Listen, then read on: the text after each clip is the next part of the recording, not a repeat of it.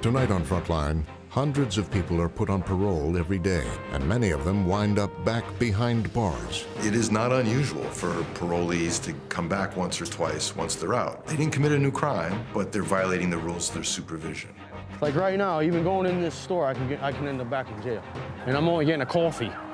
But many states are trying to break the cycle. It's giving me every reason to lock him up, and I'm still working with him. Really didn't know it was that serious, I thought. It's extremely serious. You're also going on GPS today. Filmed over a year and a half. Why would you do this to somebody? So my life is pretty much ruined for the next 3 years. With unprecedented access to parolees and their supervisors. It doesn't matter about your family member? I only care about you. You don't care about me. I'm in charge of your supervision. Don't say that. Don't say you care about me. And the make or break relationships between them. So you understand what you've done? Seriously, like, I'm here trying to save your ass, but I don't know if you understand what you've done. Some people think that being on parole is you're free. You're not. I have to believe that she is going to do good. I make a living on second chances. That's what parole is. Tonight, in collaboration with the New York Times, Life on Parole.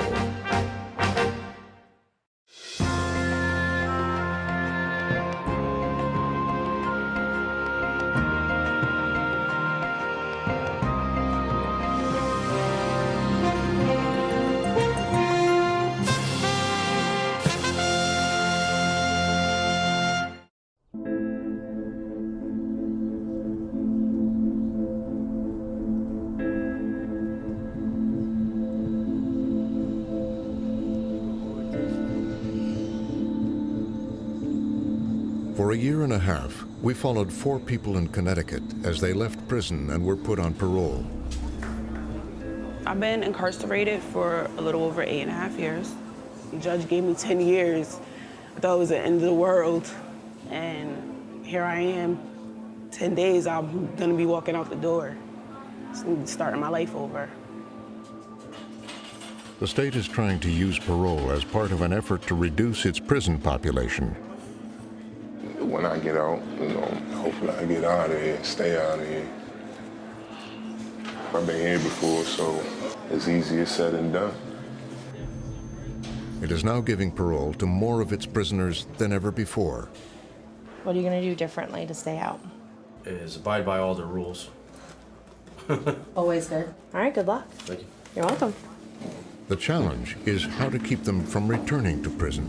I'm proud to be graduating a prison drug program today because I did it with all you gentlemen.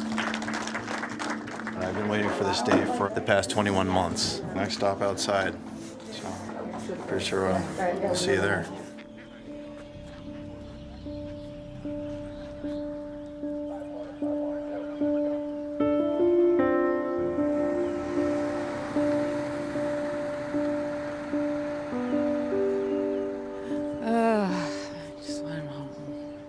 Waiting for this for too long. Open, open. When Errol was coming home, I was more than excited. We were waiting for him to get out on parole and to come home. When you love somebody and you want to make a future with them, you kind of feel like all that is on hold. Errol Brantley is being released from prison early after serving 20 months for drug possession and burglary. Oh my God. It's been so long since I had a hug. I got a bunch of hugs from everybody. To just be able to put your arms around somebody is a huge thing. I gotta go to parole. Do we know where that is? 100 Sheldon Street, Hartford, Connecticut. I don't even feel like I woke up in prison this morning, you know? I've been coming to prison since 1999 now, and I've been in and out of jail 11 times.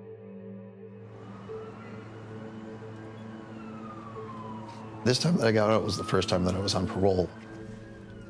Brantley? I was definitely frightened. I didn't know what to expect. Released from Carl Robinson, correct? Yes. Parole sentence with like a little less than 4 years. Errol's parole officer is Mark Paulich. He's been a parole officer for 18 years. So what was your crime over there? Burglary. Burglary? Yeah. Is that kind of your thing? Or? No, not at all. I was for drugs. All right, and drug of choice is? Heroin. Mr. Brantley, you can just read, had a long, long history of opiate addiction. And if you're in this business long enough, you know the chances are at some point it will rear its ugly head. So now he's on your watch. So you gotta make sure you're dotting I's and crossing T's, that's for sure. So what we're gonna do today is I'm gonna have you review these conditions now. So what I need you to do is read every one and make sure you understand each condition and then sign at the end. Among the conditions of his release, Errol will have to undergo mandatory drug testing, and he's barred from contact with prior victims, which includes his girlfriend, Catherine. I mean, is long-term planning with your mom at that address, or are you going to kind of look to get on your feet? No, I want to go back home. I don't live with my mom. I actually live with my girlfriend, That's Catherine. why I'm asking. But there was a problem at the jail. They said that she was a victim, and they took her off of my visiting list after like 17 months. Mm-hmm. Who's the person? Catherine Eaton. Well, was she a victim or not? No, she wasn't. What are they saying she was a victim of? Burglary. Did you ever burglarize your own house No. that she lived in? Did you ever Yeah, I took my TV to the pawn shop. The Department of Corrections has a policy. When an offender is released, they can have no contact with previous crime victims or co-defendants. She called the police on him. She got him incarcerated and at least got him sober or cleaned up for a while, but she then created the situation in the department's eyes that she was a crime victim because he took her TV set. There's no staying overnight there, there's no nothing. Yes. Yeah, following you out. Errol leaves and goes straight home with Catherine, violating the terms of his parole on his very first day. I just wanted to stay close to the people that I loved and feel protected. And I understand that parole, that they have to do what they have to do. But I was happy. I was home. That's all I have up here. That's all I need. Yeah, welcome home, absolutely. It's a good place to be. Been trying to get here for a long time. For the past several years, Connecticut has been giving offenders like Errol more opportunities to earn early release. And there are now almost 5,000 people supervised by parole here. For sure. But about a third of all parolees end up violating the terms of their release and are reincarcerated. There's fewer people being released from prison. If you're on parole, you're still sort of in the Department of Correction. You're being monitored in the community by a parole officer, but on any day, for any type of violation, they can take you directly back into prison because you're still technically serving your sentence, right? The parole board is making decisions. Mike Lawler is one of the officials trying to turn this around and give parolees more chances once they're out. It is not unusual for parolees to come back once or twice once they're out, right? They didn't commit a new crime, but they're violating the rules of their supervision. One change has been the creation of a special unit devoted exclusively to the needs of women parolees. Officer Catherine Montoya helped start the unit. Women are a different population, they have different needs, their supervision needs to be different.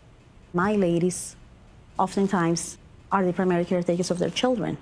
But then if they're not doing good, if I remove them from the situation, who's gonna take care of those kids? So, you know, it's do a lot of thinking after hours, whether the decisions that I'm making are correct or not, so it's hard. So Jessica, I haven't met her yet, but I read her case. She came in when she was 18 years old. She's gonna be doing 5 years of parole with me. This is a pivotal time for her. She needs to make a decision right now, whether this is just a one-time deal that happened in her life and she's gonna move on from this, or whether she's gonna be a returning customer, someone that keeps coming in and out of the system. I did 10 years. I was young. I was 18 years old. I don't think I should be on nobody else's supervision. I've been getting watched for 10 years, okay? People stripping me, all that. I've been through it. Like, I don't think that I need to be on nobody's parole. Jessica Proctor went to prison for slashing another girl's face with a razor blade. I didn't kill nobody, but you would have thought I did kill somebody, though. 10 years, 5 years parole. I think that was a little bit excessive. So I do hold some type of resentment. She got out of prison 6 days ago. This is her first meeting with Officer Montoya. So hi Jessica, I'm Officer Montoya, I'm your parole officer. That's everything. So when you come here, you have to clear the metal detector. A lot of people think The being on parole is like you're free. They're not free, but there's going to be a measure of freedom that is going to be afforded to you. We're going to be together for a while. It's going to be 5 years. We might not see eye to eye every single time, but the point is that we have to work together. And the better you and I get along, the chances are your supervision is going to be successful. Let's go pull a urine. Jessica was young, got in trouble, went to jail for a substantial amount of time, came back out. She really wants to reconnect with her son. That's one of her biggest goals in her life, to get her son back into her life, to be a mother to her son. So this is Dante's bio mom, Jessica, my cousin. This is when she first went into prison. And look at this. Jessica gave up custody of her son, Dante, and for now, they are not living together. I think for a long time, he thought that I was his bio mom until my sister got pregnant. And he said, I was in your stomach like that. And I was like, No, Pop. no, Papa, you weren't in my stomach. You were in Mommy Jessica's stomach. And then from then on, I would just tell him that you're different than most kids, because most people only have one mom and you have 3 moms. When I was growing up, the only thing I really knew was like, she was locked up. And I'm like, she's locked up. So when is she coming out? When can I see her? Reconnecting with family is so difficult. Reunification with their kids. I always advocate for family counseling, for not only for the offender, but for as a family, everyone together, because there's a lot of hurt feelings, there's a lot of anger, and people don't have a lot of skills to be able to maintain a situation like that, so they'll go back to their behaviors, you know, which is like drinking or drug use.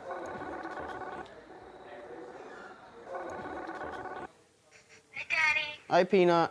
What'd you do today? My math quiz that I have, and I got 100%. Wow. Proud of you. And picture day is tomorrow. Yeah, I know. You're going to send me some pictures when they get developed. Rob Sullivan is beginning a month-long stay at this addiction treatment facility. For many parolees, Connecticut requires intensive drug and alcohol treatment as a condition of their release. Daddy's discharge date moved to May 7th now. Daddy won't be in the halfway house. He'll be home. Yay! Well, I'll call you at 8 and say goodnight. Okay, I love you. Love you, Chewy. Bye, Daddy. Bye, baby. Daddy drew me this recently. And then, he also drew me this one. He even put his teardrops in there, which he's gonna get taken off. But that's what makes Daddy Daddy. Yeah, no. Daddy's Daddy without the stupid teardrops on his face. So what still makes He's Daddy more Daddy? handsome with the teardrops off of his face. She gets used to seeing him, talking to him, and then not. It's just, unfortunately, it's been such a part of her life for her 10 years that she's been here, that it's routine for her, but yet he sees how old she's getting, and he's tired of not being there and breaking her heart. So it'll be like May 6th when he'll be home. It means Daddy's gonna be home sooner than we expected. And for what? For my birthday. What a birthday present that's gonna be, huh? He wasn't there for my 10th, but my 11th is still important. So all my birthdays are important, so he'll actually be here for my 11th. And that's special to me. It's hard, especially on a young kid, young girl that, is going into her teenage life. A lot of children want both parents, Right now I'm trying to make it up to her, and that's by changing. All this is stuff that I bring from jail, my criminal record. It's a mess. I went in 92. I didn't come back in until 1998. And then I didn't get out till 2001. I came back in 2002, got out in 2003, came back in 2005. The list goes on and on and on of how many times I've been in and out of jail. With all these convictions and charges, it's gonna make it almost impossible for me to find a job, and pay child support, which I haven't done in years. I know I'm a scumbag in that aspect. $53,277, $26,156, and $25,935 for a total of over $100,000. Where the hell am I supposed to get $100,000? Win the lotto? I have a real bad drug and alcohol problem, but it's cheaper for me to buy a beer some nights for $2 and get drunk and forget about all my problems. And that's when I end up committing another crime. Sometimes I do it just to go back to jail, because it's easier to live.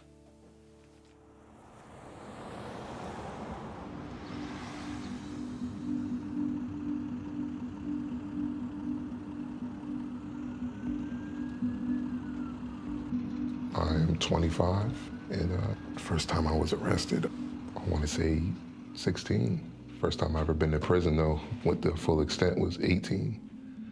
I grew up seeing people getting robbed, stealing, selling drugs, shootings, stabbings, fights. When you grow up a certain type of way, it's a way of life.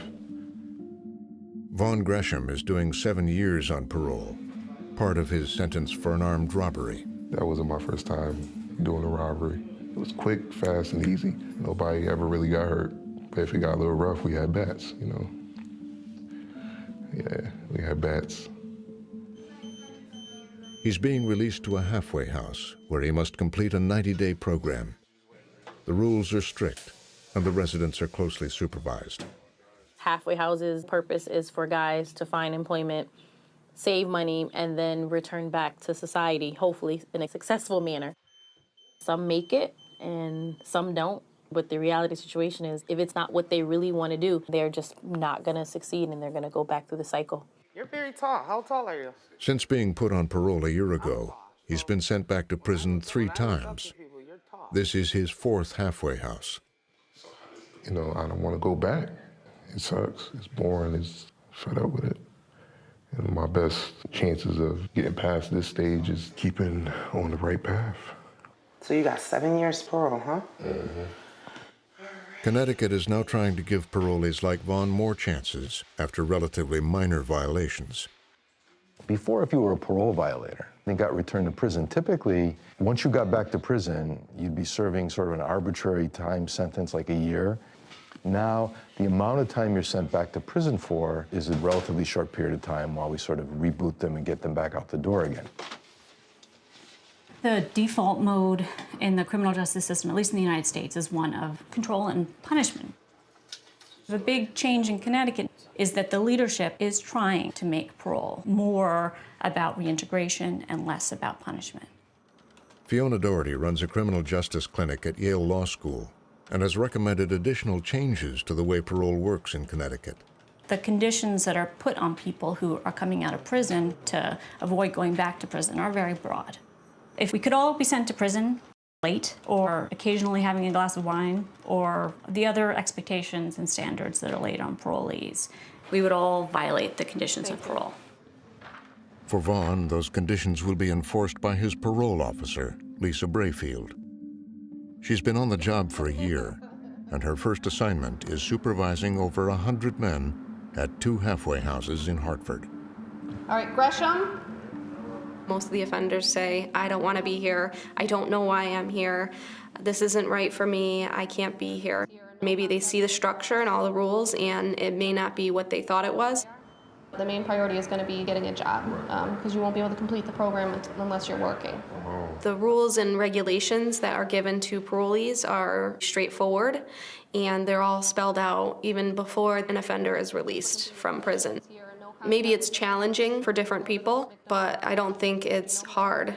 If they want to make it work, they can. Do you have any questions, concerns, issues, comments? Nope. All right. Nice meeting you. Have a good one.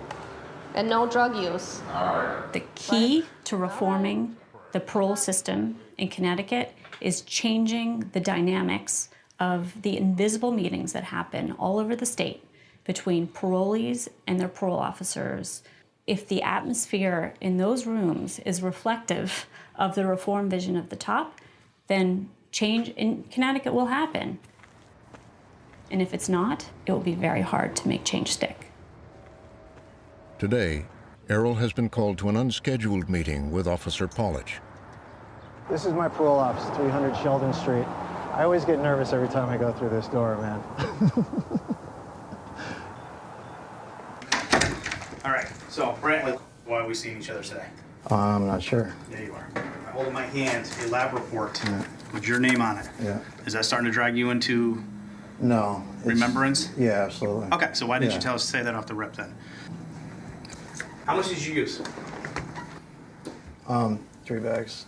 Just one time? Yeah. So you're gonna piss clean today then? No, I'm not. No. Okay, well then let's I slow. did on Friday. Okay, then let's Yeah. slow down here because the 14th, which was a week ago, you were Yeah. dirty for opiates. So No. you've been using consistently again? No, I haven't. No, not yet. So you haven't used more than 5 total bags though in the 8 days, correct? 6 bags. Yeah. Yeah. 5 and 6 is more Yeah, than but 5. not a bundle. It's hard. It's a hard balance. I mean, you know, a lot goes into determining the levels of supervision. You know, years ago, my God, if you had a dirty urine, you go back to jail. Guys are not going back to jail even for a dirty heroin right now. I mean, they're not going back the first time. It's treatment, treatment, treatment. And if you don't let me know what's going on, then we're just going to be chasing our tail again. Though he could send Errol to jail, he decides instead to enroll him in a drug counseling program. So reincarcerate instead of treatment on a dirty urine, it's not going to help that person move forward. And with Brantley, he's probably been through rehab, you know, I don't know how many times. And the unfortunate thing is you keep trying until one of them works. Okay, so IOP is intensive outpatient treatment, 3 days a week. All right. Okay. Thank you. You're welcome. I appreciate it. I do need more structure, you know, it's just, and I need the help. I need, and they're willing to offer it to me, which is amazing. It's to have somebody on your side, it went better than I planned. But Errol doesn't end up going to the outpatient treatment. He continues to use heroin and eventually checks himself into a detox center. So here I am, I'm at ADRC, I'm waiting to get into the 30-day program. I wish I could have been the success story. I wish I could have shown you guys how amazing my life is, but it's gonna take a little while longer.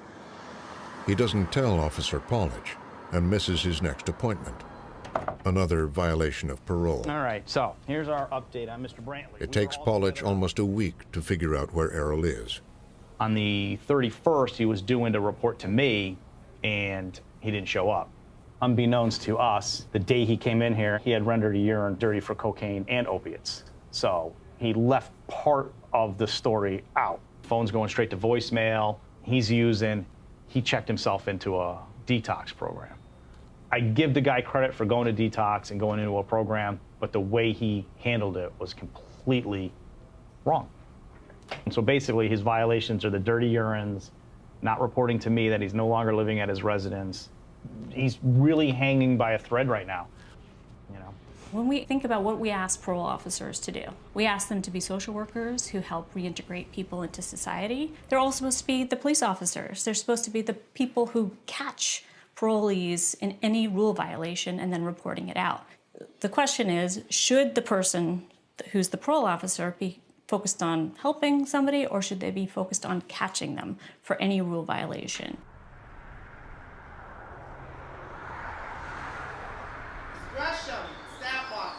Vaughn has been at the halfway house for 10 weeks now.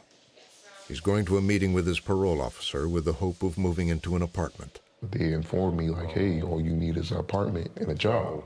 I had got a job as soon as they told me that. And the apartment was already ready. She was just waiting on me to get out. Officer Brayfield has to approve his request. And we submitted his address, right? Yeah, I mean, that's not gonna go through. I have another address. I'm sorry? I have another address. Okay, well, we're not gonna submit it yet. No?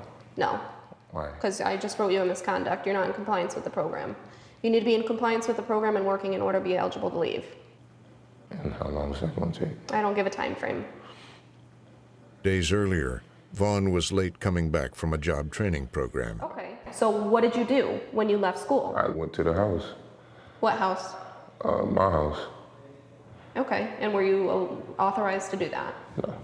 Okay. So public safety is our #1 priority, because if they have a history of using drugs and going out and burglarizing people or being violent, we need to make sure that we don't allow that to happen again. So I have a misconduct for you. You are going to have limited community access for 2 weeks. and you'll have to complete 10 hours of extra duty in the house. You seem really irritated right now. I am. All right, so you're still working, right? Any drug or alcohol use? No. All right, so any other issues, questions, concerns? A lot of issues, no questions, a lot of concerns. Okay. Do you want to elaborate? No. Okay. So, 2 weeks starting today. I'm all set if you are.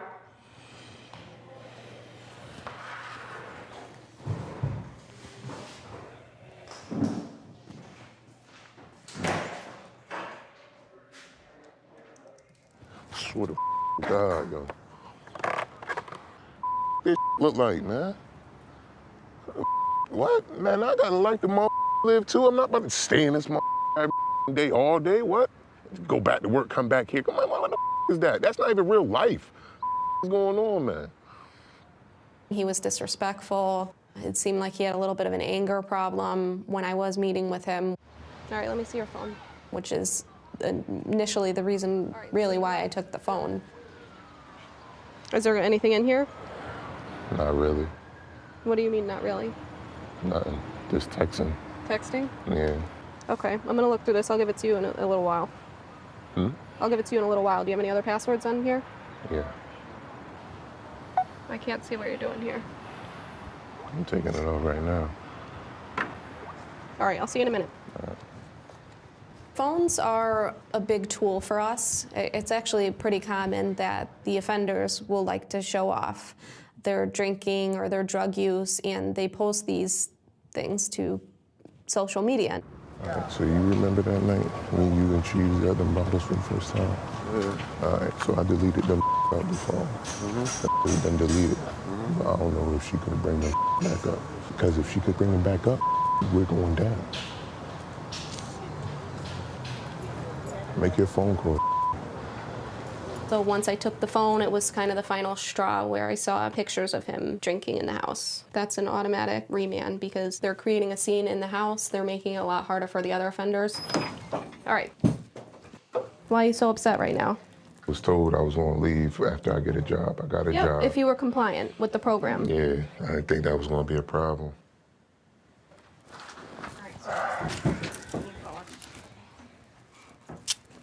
You know, there are so many different ways one can violate a parole condition. If someone's just looking hard enough, they're gonna find something. Widen your stance.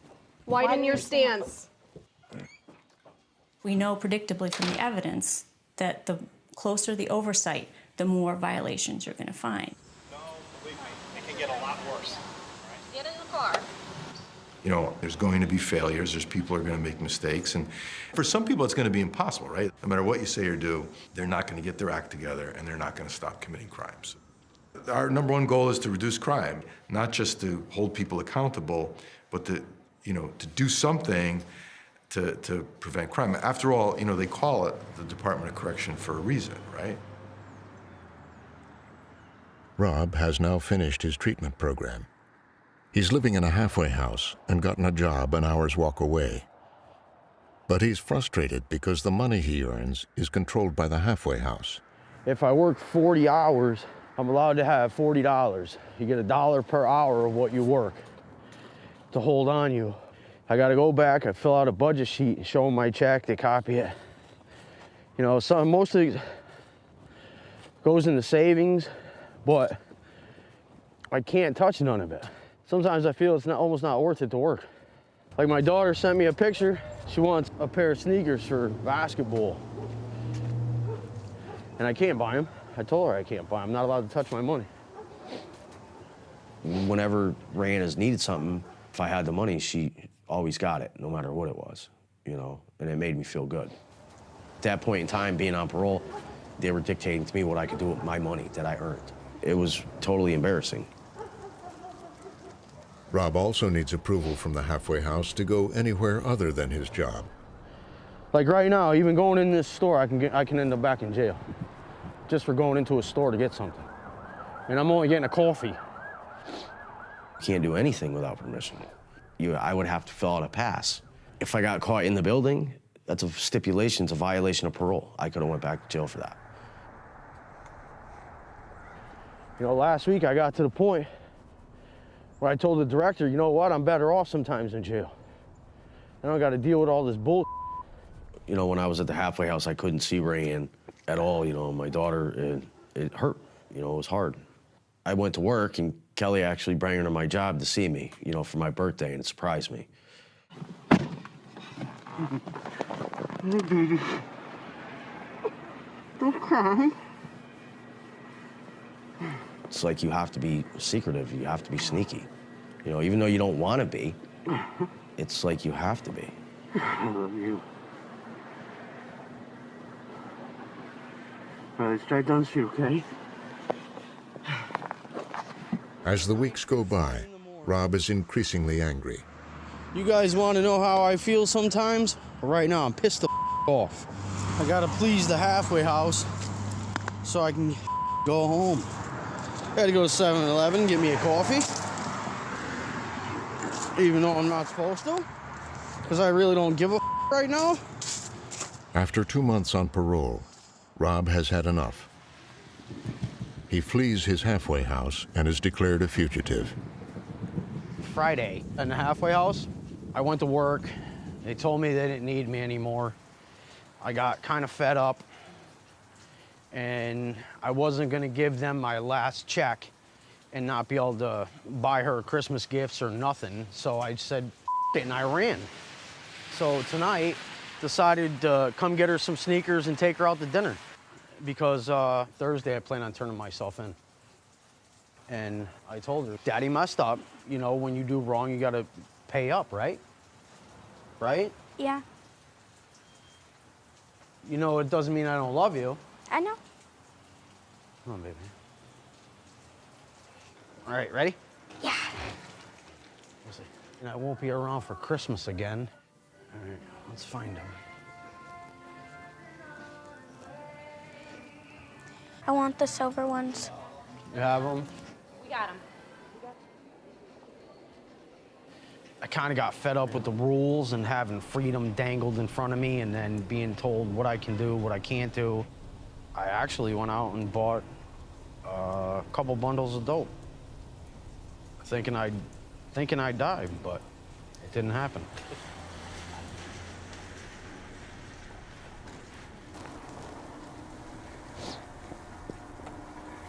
I love you. I love you too. Don't cry. Come here. Why are you crying? You know you can tell me anything, right? Hey, you can always tell me anything. I know. I will see you soon. I know.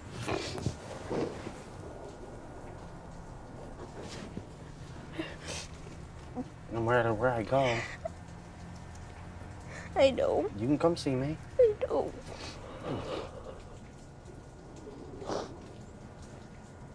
I love you. I love you too.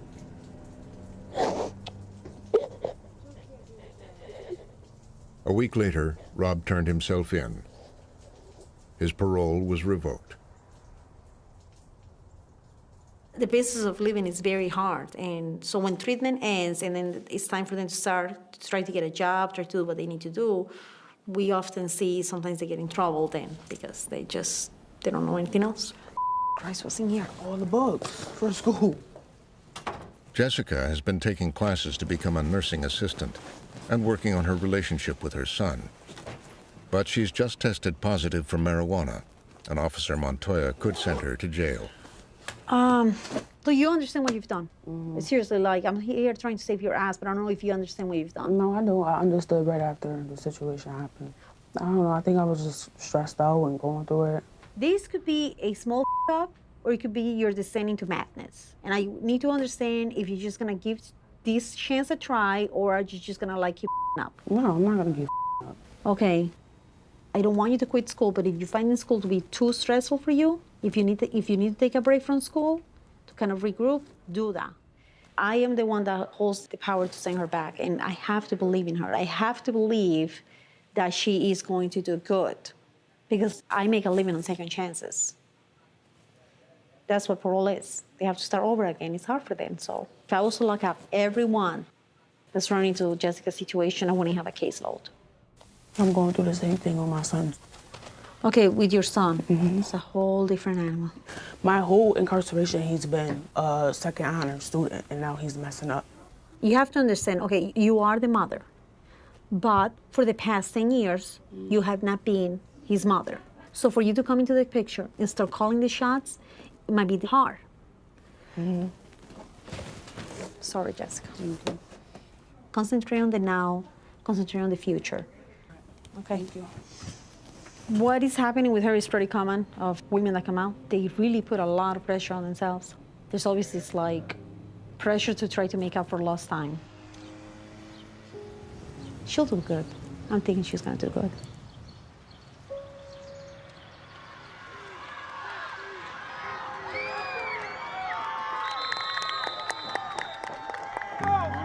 First down. 6 to 18. Jesus. Well, when I went to my son's game, I was excited. I was emotional. I was there for the first time, and I should have been there his whole life. So that was what was bothering me. Number 24. I can't believe how big he is. Well, come on. What is y'all doing? I think that's the driving force in Jessica. She really wants to be a good mother. Dom. Come on, guys, you got this. Dante. Dante, you good? She wants to fix the mistakes of the past. And I feel bad because she went in so young and she was denied the opportunity to raise her son. I love you. Call me later, okay? Ready.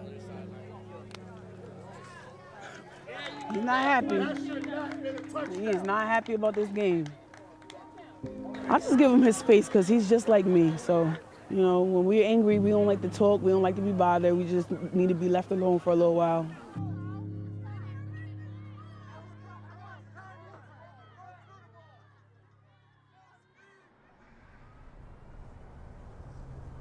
Catherine has just picked up Errol from the drug treatment center he'd checked himself into. And they're heading to the parole office for the first time in over a month. Love you. You want me to come in with you? Yeah, I don't know if you can come in, but we'll try. Come on. We didn't know what was going to happen because he just got out of a detox that was not sanctioned by his parole officer. And I'm there for support. You're here with him? All right, you gotta go out of the building. And what's your name? Just go now. Catherine. Catherine. Last name? Eaton. Eaton? Yes. Thank you. Okay. Right, so I'm clear. Is that the person you're trying to get your residence with? Yes. Okay, understand it. Contact with previous crime. I have to take this apart. Huh? Don't start to again with me. I have to take this off. I don't care about that Okay, thing right now. all right. When I'm telling you something and you know what, go have a seat. No, I'm ready, man. No, I'm sorry. you're about not ready now. Don't friggin' tell me when you're ready. This gives me every reason to lock him up, and I'm still working with him.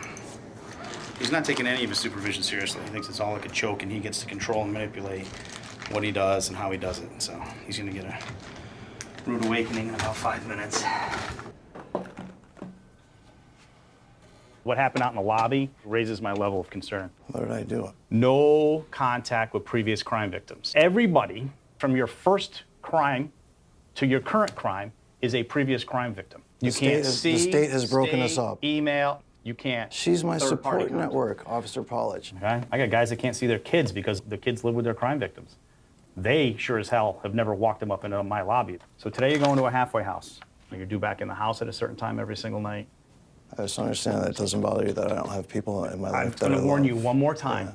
Don't tell me how I think or how I feel. Understood? It's got nothing to do with this. What I'm doing right now is managing somebody with about 4 or 5 misconducts right now that would land them in jail. And then to put the icing on the cake, walk their victim into my office lobby, all right? I really didn't know and put she it was right out there in front of everybody like I get to get supervised differently. I really well, didn't you know, don't get I to didn't get know it was supervised that differently. serious. I'm sorry. I really didn't know it was that serious. I thought it was It's something. extremely serious. Nothing you've done so far, you've taken seriously. You're also going on GPS today. If you charge it every day like I instructed you to for 2 hours, you'll be fine. So you're gonna walk up and down the street until we're trying to get a read on the GPS unit. He put me on the bracelet, and he's putting me in a halfway house, and I can't see you because you're a victim. I'm sorry. It's not our fault. I got, 65 cases and one flaming ass. It's just aggravating. She's a crime victim. There's no contact with previous crime victims. So some guys go straight to jail for that, right off the rip. Never mind all the other nonsense that he's had. Why would you do this to somebody? I got one thing left in the world that I'm close to, and the dude won't let me be there because he's got something to prove. Seriously, I wish he would just violate me. I just wanted to keep talking and go back to jail. So my life is pretty much ruined for the next 3 years. In the past, parole officers felt that their main responsibility was to keep on top of the offender, and if and when they violate the rules of parole or commit new crimes, return them to prison. And that is changing. The goal is to figure out what we need to do to ensure that this person begins moving in the right direction. This is my new room.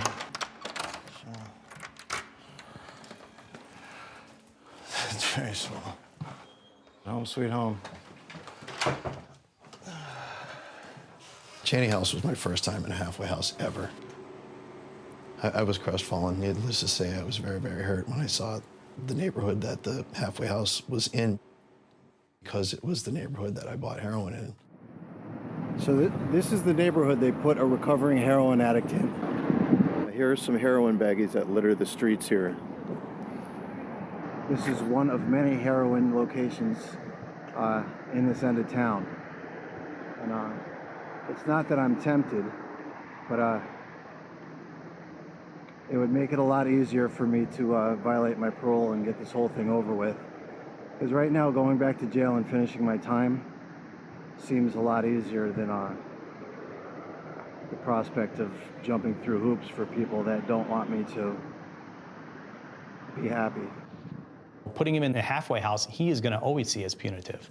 I don't care if he was happy or not, or thought it was punitive or not. It was an opportunity. All right, any questions for us? No, not yet. Like I said, I'm like the program director. Structure, supervision, money management, assistance for whatever they need is kind of all right there.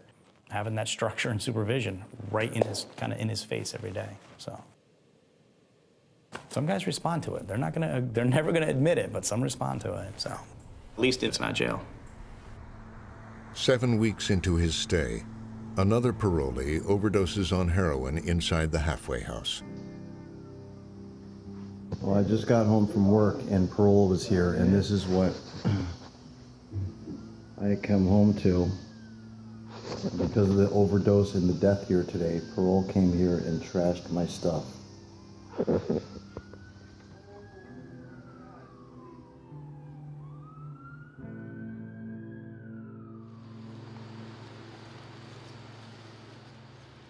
The day after Vaughn was sent back to jail, Officer Brayfield arrives to serve him his papers. So I have your notice of parole violation. We'll go over it together. First part is going to be the charges that we have against you. So the condition that you violated is your release direction. On 9/7/16, your phone was searched, which produced a number of pictures of you consuming alcohol in the Watkinson House program. Based on your actions, you're in violation of your parole condition, and your continued supervision in the community is no longer compatible with welfare of society. Okay? Unfortunately, Vaughn is not a unique case to me supervising offenders in halfway houses. Remanding him, he comes back out to a halfway house, remand again, he comes back out to a halfway house. That's common. I love the way you're so nonchalant about it. Like I said, if you did what you were supposed, this has nothing to do with me whatsoever. No, you just your attitude, it's nothing for you My to hands just are send tied. people to jail or anything, Well, when guys are drinking in the house, People drink on the street. I People don't smoke on the street. Okay, let me say this. I don't care what other people are doing on the street. So you have family members that don't care- smoke on the street? It doesn't matter. It don't matter about your family member? I only care about you. You don't care about me. I'm in charge of your supervision. So the say that. Don't exactly. say you care about me. Okay. So I'm only concerned about what you're doing in a halfway house. Okay. So when I see pictures of you drinking with other offenders in a halfway house, it's blatantly clear that you're drinking. I need to do something about it. Okay? Any other questions? Concerns, comments? No concerns, no comments. Okay. This is your copy. So after this, I ever got to deal with you again? I don't know. It's not up to me. You may be released to another halfway house. I'm not sure. Okay? You know, I'm fairly easygoing. I do what's asked of me. And one little, you know, a drink that doesn't even cause any harm to anybody basically brings hell upon me. Like, what? I don't understand that. I don't understand that.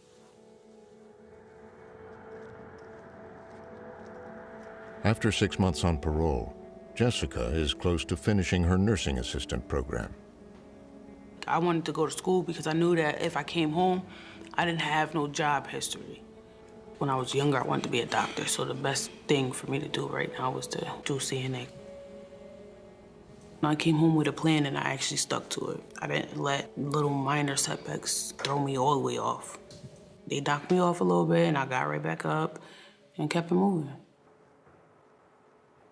Jessica walked to school or took the bus almost every day. It's not like she had people giving her rides or, you know, backing for everything. Like, Jessica did everything on her own.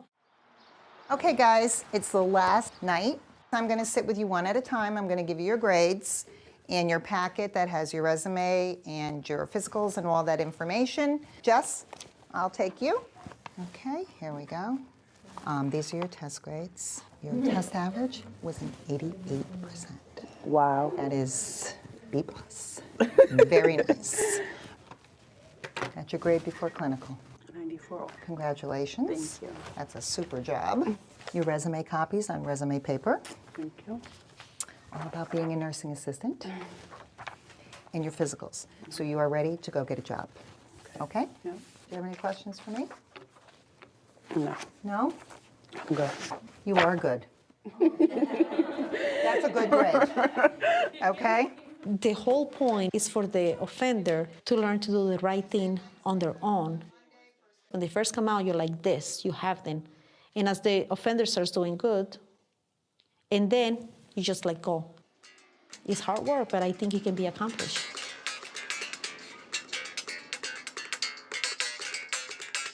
Errol spent 3 months at the halfway house. I love this place too. He stayed sober, found a new job, and got an apartment of his own. This became my place from my friend Tammy, and she said she had a basement for rent. She only wanted $100 a week, but she would do me a favor. She sponsored me and helped me to get out of Cheney House. But it's got plenty of space, you know. And like I said, I have the biggest room in the entire house, which is nice. And it's private, you know. I can come and go as I want through the back door. I am headed to my first day of work at Ruby Tuesdays as a manager slash kitchen. I'm not even sure. They want me to become a manager. He's got a skill set. He's a smart guy, so there's hope. You just could never say, wow, look at this case. This guy's got no hope. Put him in your no hope pile. It would be very hard to do this job 40 hours a week, you know, month to month, year to year, decade to decade, if you just really had like a no hope pile. I don't have a no hope pile.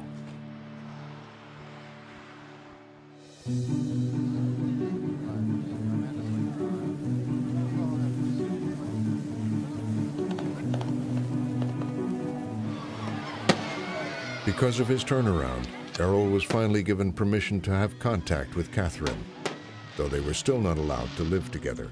And that was our first summer together. We decided we were definitely going to get married. Just more recently decided that we'd like to have a family. So it's all I look forward to.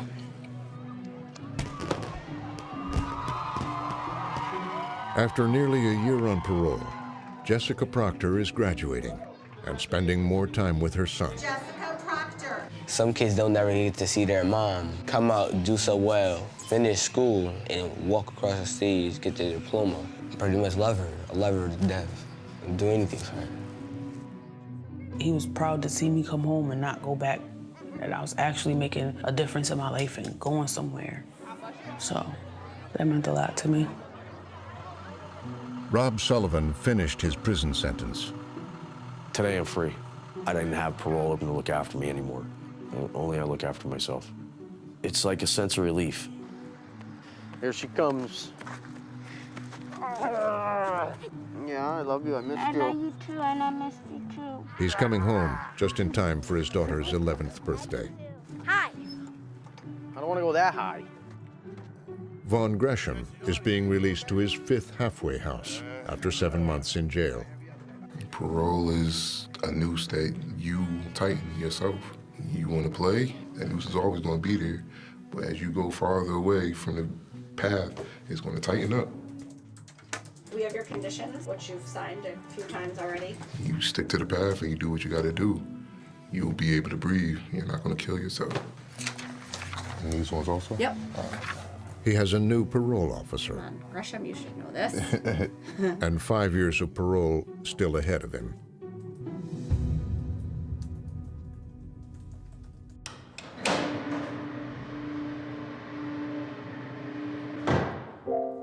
A little over a year after Errol and Catherine were given permission to be together, Errol started using heroin again.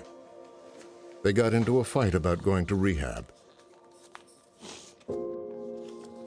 and she called the police.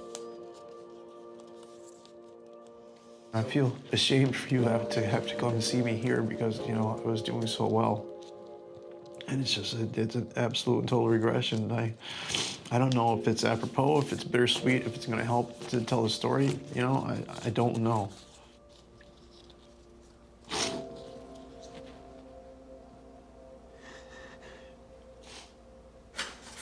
He's been charged with violating the conditions of his release. And now Connecticut must decide whether to keep Errol behind bars or give him another chance at life on parole.